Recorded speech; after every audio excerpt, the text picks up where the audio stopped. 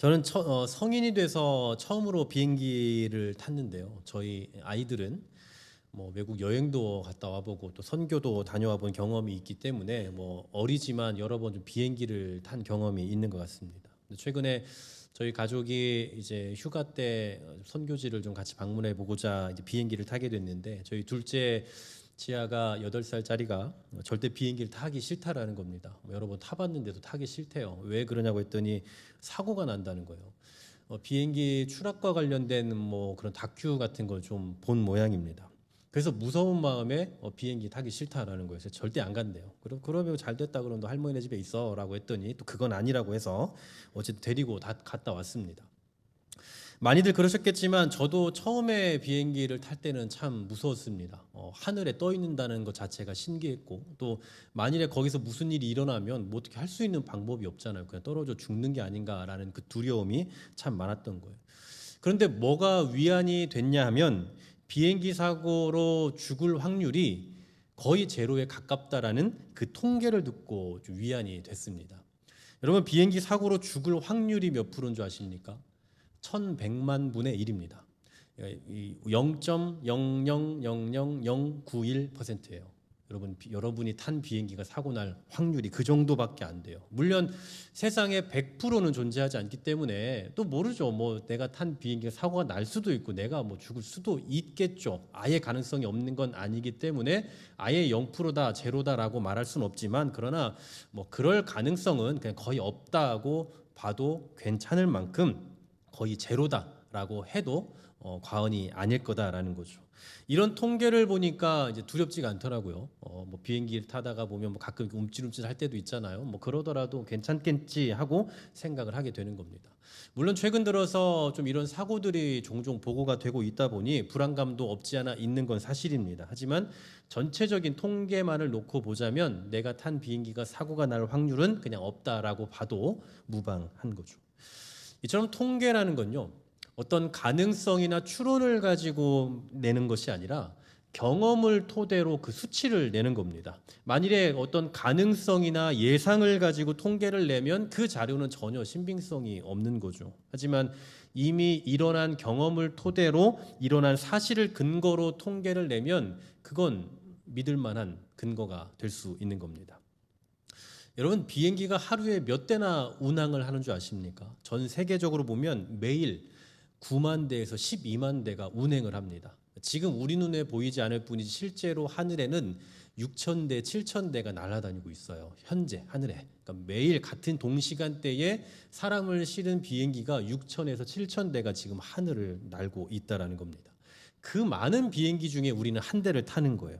이렇게나 많은 비행기들이 운항을 하고 있으니 내가 탄 비행기가 사고가 날 확률은 정말 1100만 분의 1이라는 것이 충분히 납득이 되죠. 바로 이런 납득할 만한 근거가 있기 때문에 우리가 비행기를 타도 불안함이 없는 거지, 만약 이런 자료나 통계가 없다면, 아니면 반대로 죽을 확률이 있다라는, 한 10분의 1 정도 있다, 뭐 이런 통계를 들으면 분명 불안할 겁니다. 하지만 우리는 통계를 통해서 또는 경험을 통해서 비행기가 가장 안전한 교통수단이라는 것을 다 알고 있는 겁니다. 이와 같이 사람은 근거가 있을 때에 또는 앞선 경험이 있을 때에 그것을 토대로 도전하고 그것을 발판 삼아서 앞으로 전진하는 삶을 살게 되는 거예요. 하나님의 말씀을 따르고 하나님을 믿으며 사는 삶도 이와 같습니다.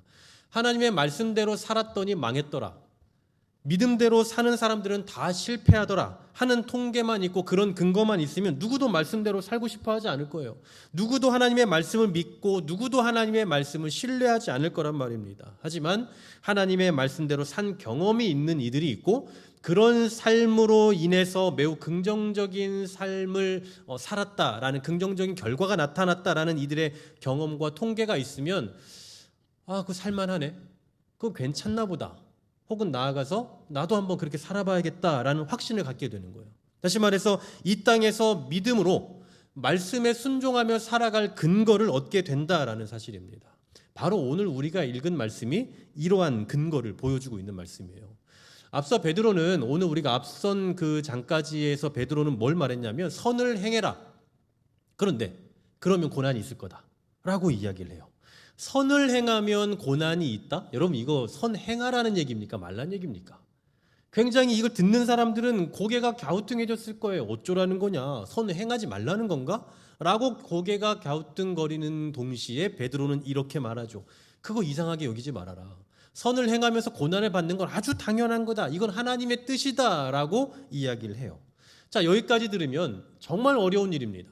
물론 이후에는 영광이 있을 거다라고 이야기를 합니다만, 아니 그 영광을 본 적이 있어야죠. 그 영광이 뭔지도 모르는데 도대체 볼 수도 없는, 본 적도 없는 그 영광을 위해서 고난을 받아야 된다라고 말하니 정말 어려운 일이에요.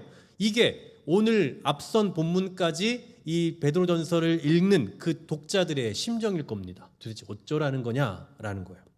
바로 이런 불편한 심정으로 말씀을 받고 있을 독자들에게 베드로는 지금까지 한 권면이 그냥 막연한 권면이 아니다라는 증거를 보여줘야 될 필요가 있습니다. 이건 그냥 하는 얘기가 아니야 라고 뭔가 증거를 보여줘야 된다고요. 그래서 한 가지 모델을 제시해 주는 겁니다. 그 모델이 누구냐? 바로 예수님이에요. 오늘 본문 18절에 보시면 그리스도께서도 라고 시작을 해요. 그리스도께서도. 헬라어로 보면요, 이 맨 앞에, 그러니까 오늘 18절 앞에 호티라는 단어가 있어요. 헬라어로. 그 호티라는 단어가 뭐냐면 우리말로 왜냐하면입니다. 그래서 우리말 성경에서도 그리스도께서 아니면 그리스도는 뭐 이렇게 말하지 않고 그리스도께서도라고 표현하죠. 즉 왜냐하면 예수님도라는 거예요. 앞선 17절까지의 이 같은 맥락 안에 있다라는 걸 보여주는 거죠. 앞서 선을 행함으로 고난 받는 것이 악을 행함으로 고난받는 것보다 낫다. 그리고 이게 하나님의 뜻이다라고 말씀을 했잖아요. 근데 그냥 밑도 끝도 없이 고난 당해라. 그게 하나님의 뜻이다라고 강요하는 게 아니라 너희 앞서 선을 행하다가 고난 당한 분이 있는데 그분이 바로 예수님이다. 그러니 그리스도께서도라고 이야기를 하는 거죠. 그렇다면 독자들에게 좀 위로가 되지 않을까요? 나만 죽어라 고생하는 줄 알았는데 나보다 앞서 이런 애매한 고난을 당한 분이 있다라고 말하니, 게다가 그분은 다름 아닌 내가 믿고 따르는 예수님이다라면, 그렇다면 이 길이 좀 어려운 길이긴 하지만 뭐 그래도 걸을 만한 거네, 이게 아예 못 갈 일은 아니구나, 어떻게든 한번 해볼 만한 일이겠구나라고 생각이 들지 않겠냐고요. 여러분 한번 생각해 보세요. 예를 들어서 지금 정말 어려워요. 지금 이 순간 막 너무 괴로운 일이, 그런 현실이 닥쳐왔습니다. 이때 여러분에게 위안이 되는 건 뭘까요? 지금 너무 괴로운데 그때 위안이 되는 거, 누군가 와서 힘내, 괜찮아, 이게 솔직히 여러분 힘 됩니까? 고맙긴 하죠. 그렇게 위로해 주니까 고맙긴 한데 그게 솔직히 힘이 되겠냐고요. 아니면 누군가가 와서 좀만 참아 돈 줄게 이러면 뭐 견뎌집니까?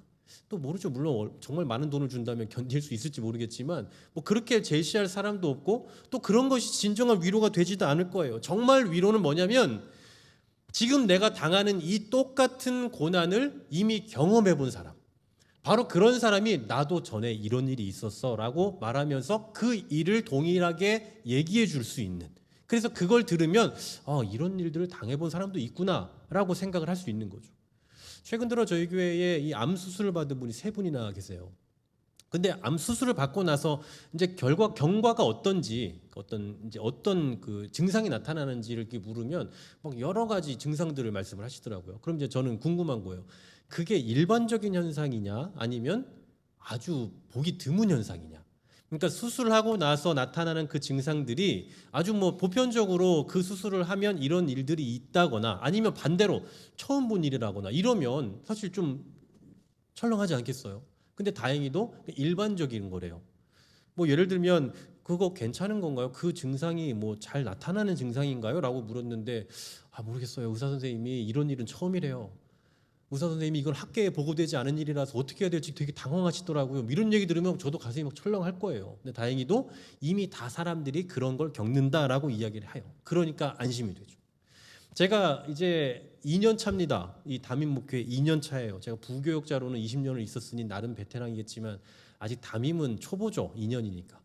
근데 2년 차니까 뭐 어떤 일이 생길지 사실은 경험해 본 게 없어요. 제가 이런 뭐 예를 들면 수련회를 해야 되는지 아니면 이렇게 할 때 어떤 결과가 있을지 뭐 이런 걸 제가 경험해 본 적이 한 번도 없잖아요.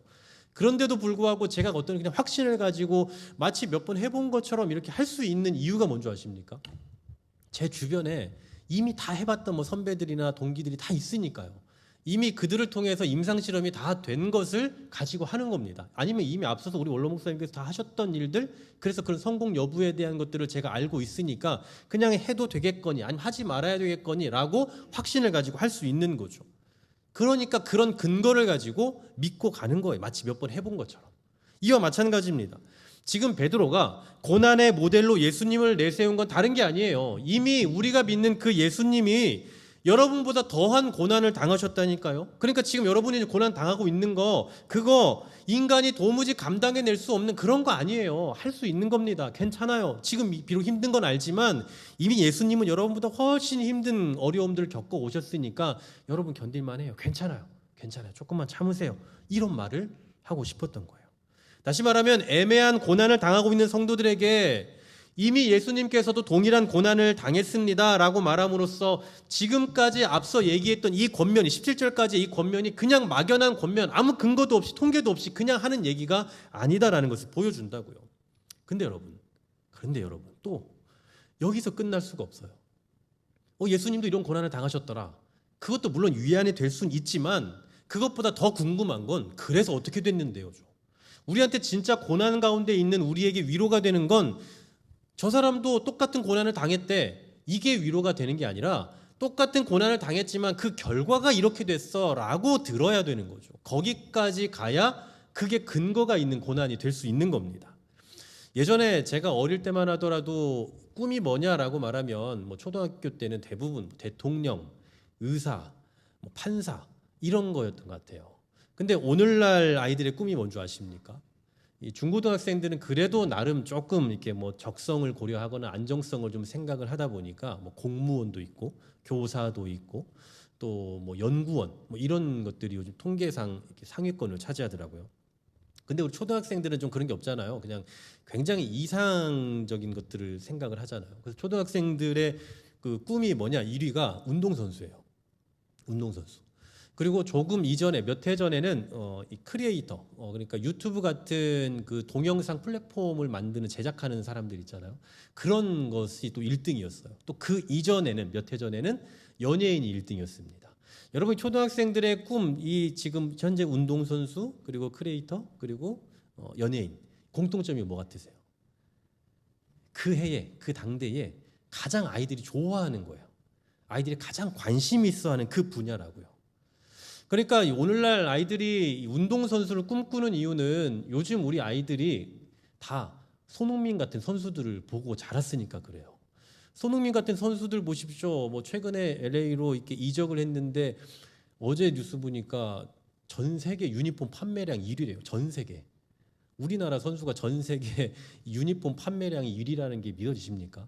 그러니까 굉장한 선수인 거죠. 세계적인 선수인 거예요. 말 그대로 김민재 선수, 이강인 선수 같은 이런 아주 세계에 어디 내놔도 탑 클래스인 이런 선수들을 보면서 자라왔단 말이에요. 근데 그런 선수들을 겉으로 보니까 어떻습니까?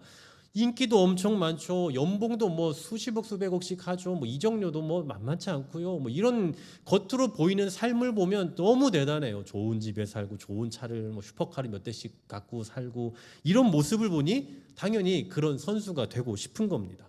물론 우리가 알고 있는 이런 선수들은 그냥 하루아침에 된 게 아니라는 거 여러분 다 아시죠? 어른들은 다 알죠. 얼마나 거기 오기까지 얼마나 많은 어려움들을 겪었고 지금도 그 세계적인 선수들과 서로 얼마나 치열한 경쟁 가운데서 버티며 살아가고 있는지를 우리는 알 거예요. 다 안다고요. 하지만 아이들은 그것보다 현재 보이는 그 모습만 보이는 거예요.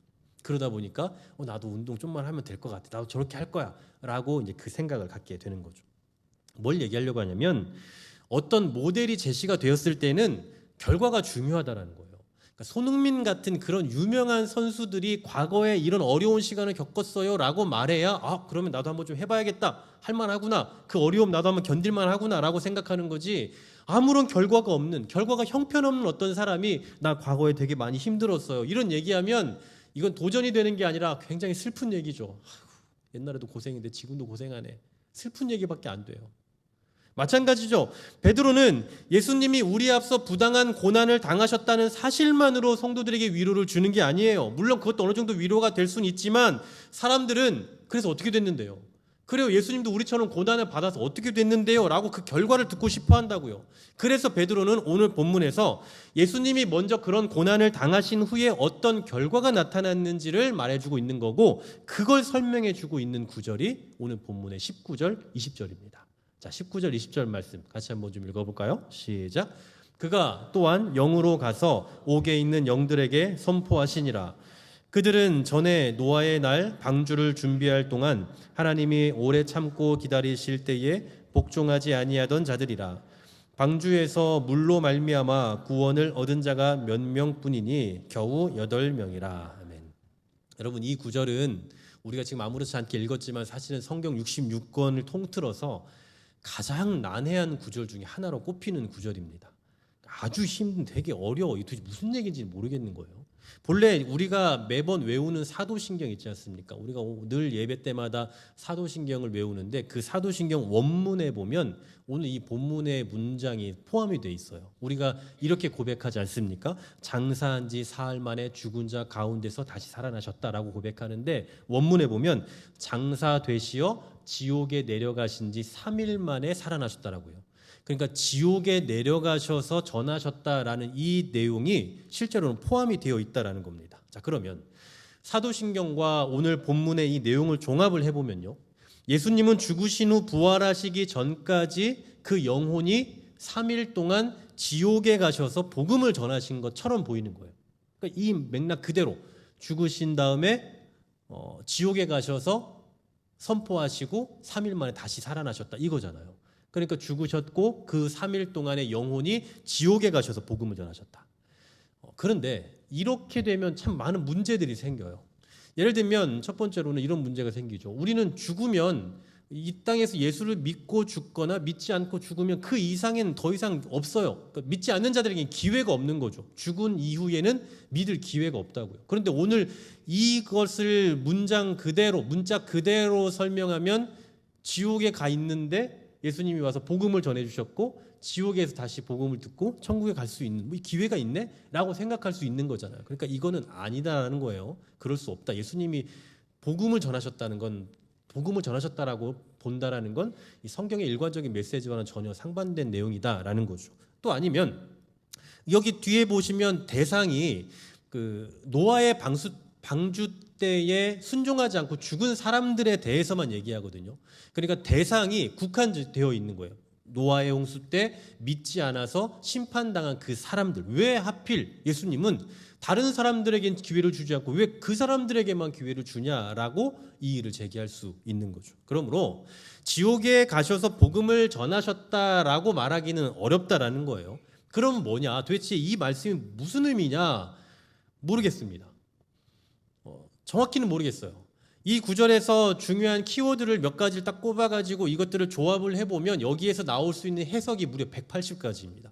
그러니까 이 키워드만 가지고 180개 중에 하나를 선택해야 되는데 제가 여기에서 이건 이겁니다라고 확답을 드리기는 어려울 것 같다라는 거예요. 그나마 우리 개혁주의에서 주장하고 있는 가능성 있는 해석은 뭐냐면, 예수님께서 죽으셨지만 그것은 멸망이 아니라 완전한 승리가 될 거다라는 것을 성령으로 선언하셨다. 이렇게 해석을 하고 있어요. 그러면 왜 굳이 노아의 이 사람들, 노아의 시대의 사람들만 대상으로 삼고 있냐라고 또 의문을 제기할 수 있잖아요. 그건 분명 아마 이러지 않을까 싶어요.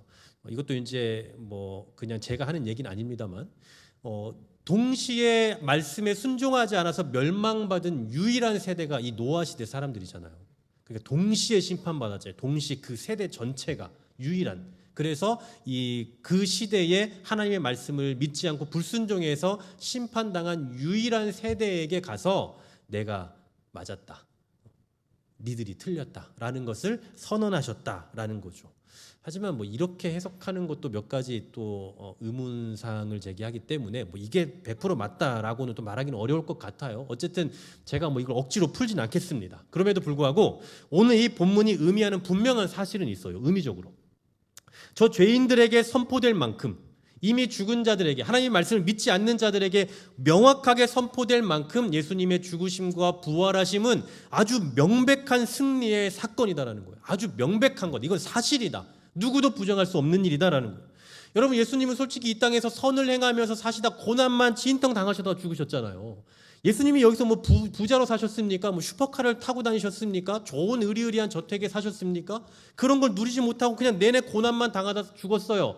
그러니 세상의 관점으로 보면 이건 예수님은 정말 멸망받은 분이에요. 그러니까 저주받은 사람처럼 보인다고요.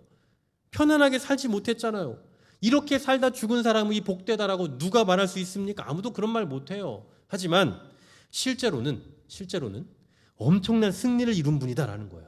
그냥 우리 눈으로 볼 때는 그냥 죽고 멸망하고 끝난 분처럼 보이지만 사실은 영광의 부활을 이루신 분이다. 그리고 부활로 인해 완전한 승리를 이루신 분이다라고 그렇게 말하고 있는 거예요.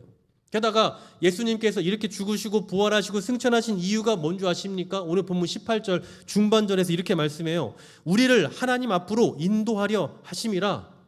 바로 우리를 하나님 앞으로 인도하시기 위해서 예수님은 이 땅에서 선을 위해 고난당하시고 죽으시고 부활하시고 승천하셨다라는 거예요. 바로 이 목적으로 그렇게 하셨고, 그리고 결과적으로 완전한 승리, 우리가 그렇게 얻고 싶어하는 완전한 승리를 이루셨다라는 겁니다. 여러분, 이 세상에서 정말 착한 일 많이 하다가 애매한 고난만 받고 죽은 사람들 얼마나 많습니까? 여러분, 법정 스님 아시죠? 법정 스님. 평생 이분이 주장한 게 뭡니까? 무소유예요. 무소유. 그래서 사람들은 무소유 하면서 그 사람을 칭송하고 또 닮고 싶어해요. 닮아야 한다라고 말합니다. 책도 막 많이 나왔잖아요. 그 책을 보면서 정말 좋은 책이다라고 소개하기도 해요. 그래요. 죄송하지만 그냥 많이 닮으라고 하세요. 그러면 그냥 그렇게 무소유로 살다가 죽으면 돼요. 왜냐? 그분도 그렇게 무소유를 주장했고 무소유로 가셨잖아요. 그러니 그분을 닮고 싶으면 그렇게 무소유로 살다가 죽으면 된다고요. 하지만 예수님은 그런 분이 아닙니다. 만일에 예수님이 평생 고난만 받다가 죽고 끝났다? 그러면 우리도 그분을 따라서 이 땅에서 고생만 하면 돼요. 왜냐하면 예수님이 그렇게 사셨잖아요. 그러니 우리도 예수님을 닮아서 이 세상에서 고생만 하고 고난만 당하고 그냥 맨날 애매한 고난 가운데서 살아가면 된다고요. 그런데 만일에 그렇다면 누가 예수를 믿겠습니까? 이 세상에서 고난당하는 것이 예수를 닮는 삶이야 라고 말하면 누가 예수를 믿냐고요. 아니, 사람들이 법정 스님 대단하다고 말하고 무소유 말하는데 왜 자기들은 그렇게 안 사는데요?